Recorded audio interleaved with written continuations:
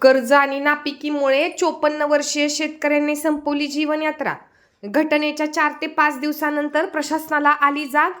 शेगाव तालुक्यातील चिंचोली येथील घटना. शेगाव तालुक्यातील चिंचोली येथील 54 वर्षीय अल्पभूधारक शेतकरी राजेश रामकृष्ण इंगळे यांनी कर्जबाजारीपणा आणि नापिकी यामुळे गळफास घेऊन आत्महत्या केल्याची घटना 4 डिसेंबर रोजी घडली आहे. मात्र शासनाकडून ही शेतकरी आत्महत्या दुर्लक्षित केल्याचा धक्कादायक प्रकार समोर आला आहे. समाज माध्यमात पोस्ट व्हायरल झाल्यानंतर तब्बल 5 दिवसांनंतर महसूल विभागाचे कर्मचारी पंचनामा करण्यासाठी आत्महत्याग्रस्त कुटुंबाच्या घरी पोहोचले.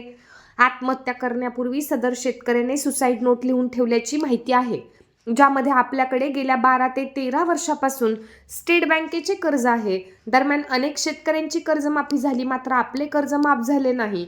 दुसरीकडे गेल्या अनेक वर्षापासून होत असलेली सततची नापिकी याला कंटाळून सदर शेतकऱ्याने आत्महत्या केली आहे. अधिवेशन सुरू असल्यामुळे शेतकरी आत्महत्या लपवण्याचा प्रयत्न प्रशासनाकडून केला जात असल्याचा आरोप गावकऱ्यांकडून केला जात आहे.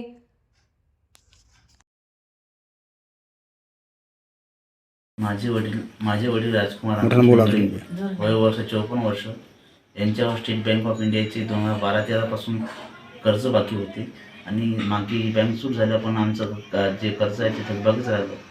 या गोष्टीचा सतत विचार करत असायचे ते. त्यामुळे त्यांनी या गोष्टीचा विचार करता करता एका दिवशी त्यांनी आयुष्य संपवलं, त्यांचं फाशी घेऊन, गळफास घेऊन. आपण आज तालुका कृषी अधिकारी कार्यालयातले अधिकारी, आमचे मंडळ अधिकारी आणि संबंधित गावचे तलाठी आणि मी स्वतः आज इथे कुटुंबांना भेट द्यायसाठी हजर झालो. तशी प्राथमिक माहिती आम्हाला 4 तारखेला मिळाली होती, परंतु घरातील परिस्थिती वगैरे अशी पाहता आज आम्ही प्रत्यक्ष कुटुंबाला भेट दिली आणि त्यांच्या पश्चात त्यांच्या पत्नी, त्यांचा मुलगा यांना विचारपूस करून त्यांचे बयान घेतले. एकंदरीत त्यांच्या खिशामध्ये काही चिठ्ठी वगैरे आढळून आली होती म्हणतात, आणि तिच्यात त्यांनी कर्जापायी आत्महत्या केल्याचे असे नमूद केले आहे म्हणतात. सदर हा भाग चौकशीचा आहे.